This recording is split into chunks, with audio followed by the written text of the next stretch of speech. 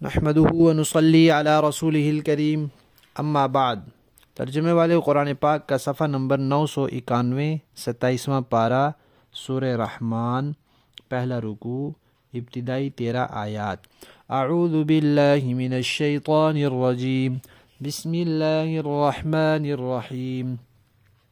الرحمن علم القرآن خلق الإنسان علمه البيان الشمس والقمر بحسبان والنجم والشجر يسجدان والسماء رفعها ووضع الميزان ألا تطغوا في الميزان وأقيموا الوزن بالقسط ولا تخسروا الميزان والأرض وضعها للأنام فيها فاكهة والنخل ذات الأكمام والحب ذو العصف والريحان فبأي آلاء ربكما تكذبان۔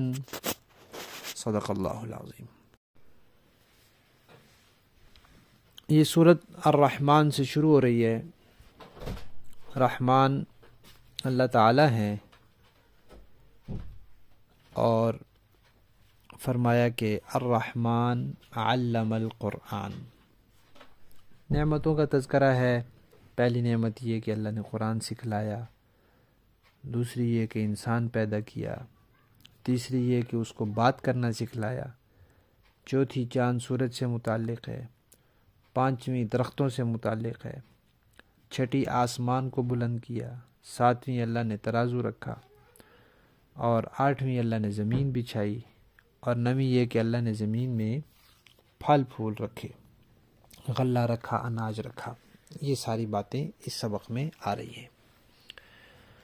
اللہ تعالیٰ نے اس دنیا میں جتنی مخلوقات پیدا فرمائی ہیں، ان میں سے دو مخلوقات ہیں، انسان اور جن۔ یہ اللہ تعالیٰ کے احکامات کے ذمہ دار ہیں، ان کے ذمے ہے ان احکامات کو پورا کرنا جو نبیوں کے ذریعے، کتابوں کے ذریعے آئے۔ انسانوں اور جنات کے علاوہ کوئی ان احکامات کو پورا کرنے کا ذمہ دار نہیں ہے، اس کو کہا جاتا ہے مکلف نہیں ہے۔ انسان اور جنات یہ دونوں مکلف ہیں۔ تو اللہ تعالیٰ نے ان دونوں کی ضروریات کا انتظام فرمایا ہے، جسمانی ضروریات کا بھی اور روحانی ضروریات کا بھی۔ جسمانی ضروریات کے لیے اللہ تعالیٰ نے سورج چاند کا نظام بنایا، درخت پودے اگائے، آسمان بلند کیا، ترازو رکھا، اور زمین بچھائی، پھل پھول لگائے، غلہ دانہ اگایا۔ اور روحانی ضروریات کے لیے اللہ تعالیٰ نے قرآن پاک نازل فرمایا، نبوت کا سلسلہ قائم کیا، انبیاء بھیجے، وحی کا سلسلہ جاری کیا۔ یہ جو وحی کا سلسلہ ہے، کہ آسمانی کتابوں کا سلسلہ ہے، نبیوں کا سلسلہ ہے، یہ سب روحانی ضروریات کا انتظام ہے۔ اور اللہ کی شان کہ انسان خلق الانسان ضعیفا، انسان کمزور پیدا کیا گیا ہے۔ کتنی انسان کی پہاڑوں کے سامنے انسان کی کوئی حیثیت نہیں، سمندر کی لہروں کے سامنے انسان کی کوئی حیثیت نہیں، آندھی کے تھپیڑوں کے سامنے انسان کی کوئی حیثیت نہیں، لیکن اس ضعیف انسان کو اللہ تعالیٰ نے اپنی قدرت سے ایک ایسی چیز کا حامل بنا دیا کہ پہاڑوں نے اس کا بوجھ اٹھانے سے انکار کر دیا، زمین آسمان اس کا بوجھ اٹھانے سے عاجز آ گئے، اور اللہ نے اپنی قدرت سے اس کو اس کے بوجھ اٹھانے کے قابل کر دیا۔ یہ اللہ کے علاوہ کون کر سکتا تھا؟ اللہ کے علاوہ کسی کے بس میں نہیں تھا کہ انسان جیسی ہستی کو قرآن کا حامل بنا دیتا۔ یہ اللہ نے بنایا ہے، اور جب اللہ نے اس کو قرآن کا حامل بنایا تو پھر اس کو قرآن کا علم جو عطا فرمایا تو قوت بیان بھی دی تاکہ یہ دوسروں کی رہنمائی کرے۔ اب اور بھی اللہ کی مخلوقات ہیں، ان کو اللہ نے قوت بیان اس طرح عطا نہیں فرمائی کہ یہ الفاظ کی مدد سے اپنی بات دوسرے کو سمجھائے اور دوسرا جو سمجھائے اس کو یہ سمجھے۔ یہ قوت انسان کے پاس ہے اور جنات کے پاس ہے۔ باقی مخلوقات بولنا تو ہر ایک ہے، چڑیاں بولتی ہیں اور بکریاں بولتی ہیں، گائے بولتی ہے، بیل بولتا ہے، بولتے تو سب ہیں، محض بولنے کی بات نہیں ہے، الفاظ کی مدد سے اپنی بات دوسرے کو سمجھانا اور دوسرا جو بات سمجھائے اس کو سمجھنا، یہ قوت بیان ہے۔ اس قوت کو ناطقہ کہتے ہیں، اور جو اس قوت والا ہو اس کو ناطق کہتے ہیں۔ تو اس لیے کہا جاتا ہے کہ انسان ناطق ہے اور جنات ناطق ہیں، اور اس کے علاوہ کوئی ناطق نہیں۔ اس کو یہ کسی اور مخلوق کو، حیوانات کو یہ قدرت حاصل نہیں ہے کہ وہ الفاظ کی مدد سے اپنی بات سمجھائیں اور دوسرے کی بتائی ہوئی بات سمجھیں۔ اب پہلے اللہ تعالیٰ نے جنات کو پیدا کیا اور پھر اللہ تعالیٰ نے انسانوں کو پیدا کیا۔ اب جنات جب تھے ان تک اللہ تعالیٰ کے احکامات کیسے پہنچتے تھے؟ فرشتوں کے ذریعے یا جیسے، وہ اللہ کو معلوم ہے، کوئی سلسلہ ہوگا اللہ کے پیغامات ان تک پہنچنے کا۔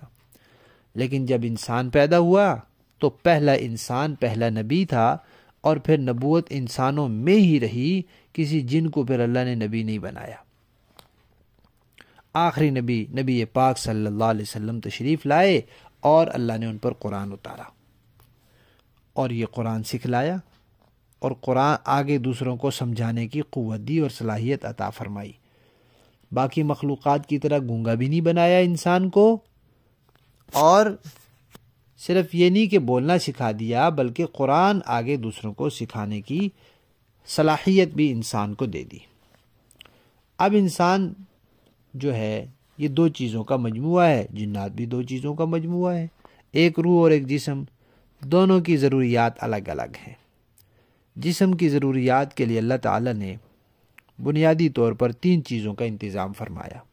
ایک چاند سورج کا نظام کہ دونوں ایک لگے بندے حساب سے چل رہے ہیں، لاکھوں سال ہو گئے ہیں، ان کے نظام میں کوئی فرق نہیں، سردی گرمی کا تعلق اسی سے ہے، دن رات کا تعلق اسی سے ہے، درخت اور بیلیں جو اگتی ہیں، پودے جھاڑیاں، وہ اسی سے ہیں۔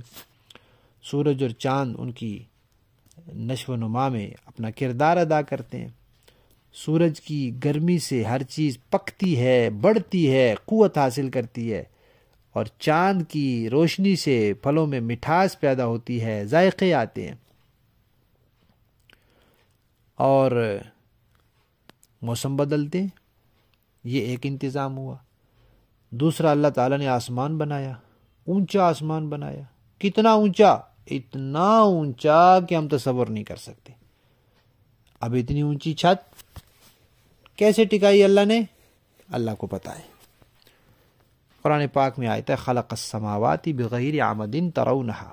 اس کا ایک مفہوم یہ ہو سکتا ہے کہ اللہ نے آسمان کو بغیر ستونوں کے بنایا، تم دیکھ رہے ہو، اور ایک مفہوم یہ ہو سکتا ہے کہ اللہ نے آسمان کو ایسے ستونوں کے ساتھ بنایا جن کو تم نہیں دیکھ سکتے۔ یہ 2 انتظام ہو گئے۔ تیسرا انتظام، انسانوں اور جنات کے فائدے کے لیے اللہ نے زمین بچھائی۔ اب زمین میں انسان کتنے فائدے رکھے اللہ نے، زمین میں میوے پیدا کیے، ان کو انسان مزہ لینے کے لیے کھاتا ہے۔ زمین میں اللہ نے خوراک کے انتظام کیا جن سے انسان اپنی بھوک مٹاتا ہے، اور پھول اللہ نے اگائے، ان سے خوشبو انسان حاصل کرتا ہے، ان کو دیکھ کر انسان کی آنکھیں ٹھنڈی ہوتی ہیں۔ اور غلے کے دانے جب نکلتے ہیں تو اس کے اوپر اللہ تعالیٰ نے بھوسا چڑھا دیا تاکہ گرمی سے وہ دانہ نہ جل جائے، اور جب دانہ اس باہر کی موسم کو برداشت کرنے کے قابل ہو جاتا ہے تو پھر وہ باہر نکل آتا ہے۔ کھجوروں پر اللہ تعالیٰ نے چڑھائے، اور بے شمار چیزیں ہیں جن پر اللہ تعالیٰ نے غلاف چڑھائے۔ اسی طرح انسان جب ماں کے پیٹ میں ہوتا ہے تو ایک حد تک پہنچنے سے پہلے وہ باہر کی آب و ہوا برداشت نہیں کر سکتا، تو وہاں رکھا جاتا ہے، اللہ نے رکھا، نظام ہی ایسا بنایا، اور جب باہر کی آب و ہوا برداشت کرنے کے قابل ہو جاتا ہے تو پھر اللہ اس کو باہر لے آتے ہیں۔ تو اسی طرح اللہ نے ساری چیزوں کا انتظام فرمایا۔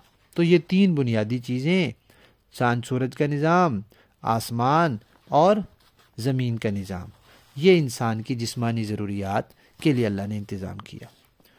اور انسان کی روحانی ضرورت کے لیے وہ اللہ نے قرآن اتارا، نبی کو بھیجا اور وحی کو بھیجا۔ اسی کا یہاں تذکرہ آیا ہے۔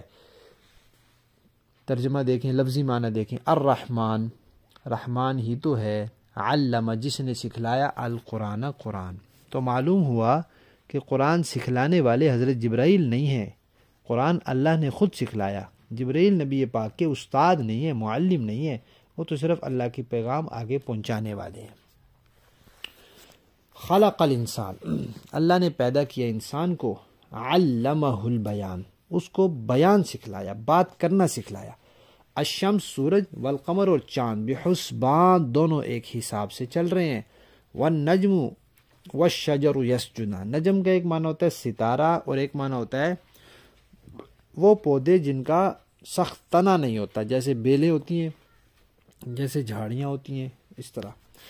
اور درخت یسجدان، یہ بھی سجدہ کرتے ہیں، یعنی اللہ کے مطیع ہیں، اطاعت کرنے والے ہیں، فرما بردار ہیں۔ والسماء اور آسمان، رفعہا اس کو اونچا کیا، ووضع المیزان اور اللہ نے میزان رکھی، ترازو رکھا۔ اللہ تطغوا فی المیزان، تاکہ تم ترازو میں تولنے میں حد سے تجاوز نہ کرو۔ وَأَقِیمُوا اور قائم کرو، الوزن وزن کو، بالقسط انصاف کے ساتھ۔ وَلَا تُخْسِرُوا اور نہ گھٹاؤ تم، المیزان تول کو۔ والارض اور زمین کو، وضعہا رکھا اللہ نے، للانام مخلوق کے لیے، فیہا اس زمین میں، فاکہۃ میوے ہیں، والنخل اور کھجوریں ہیں، ذات الاکمام غلافوں والی، والحب اور دانہ، ذو العصف بھوسے والا، والریحان ریحان کا معنی پھول، خوشبو پھول والے، اور ریحان کا ایک معنی ہوتا ہے روزی، رزق۔ فَبِأَيِّ آلاء، اب بتلاؤ کہ ای کون کون سی آلائی نعمتوں کو، ربکما جو تم دونوں کے رب کی ہیں، یعنی انسان اور جنات دونوں مخاطب ہیں، تو ان سے کہا جا رہا ہے کہ تمہارے رب کی جو نعمتیں ان میں سے کون کون سی نعمت کو تکذبان تم جھٹلاؤ گے۔ با محاورہ دیکھیں جی، الرحمن علم القرآن، وہ رحمان ہی ہے جس نے قرآن کی تعلیم دی، خلق الانسان علمہ البیان، اسی نے انسان کو پیدا کیا، اسی نے اس کو بات واضح کرنا سکھایا۔ الشمس والقمر بحسبان، سورج اور چاند ایک حساب میں جکڑے ہوئے ہیں۔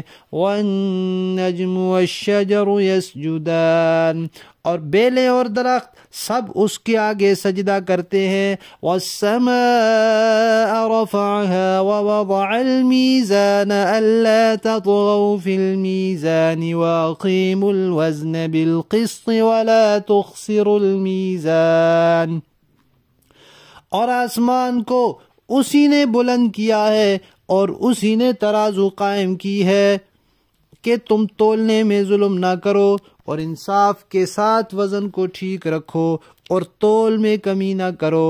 والارض وضعها للانام فيها فاكهة والنخل ذات الاكمام، اور زمین کو اسی نے ساری مخلوقات کے لیے بنایا ہے، اسی میں میوے اور کھجور کے گابھوں والے درخت بھی ہیں۔ والحب ذو العصف والریحان، اور بھوسے والا غلہ اور خوشبودار پھول بھی۔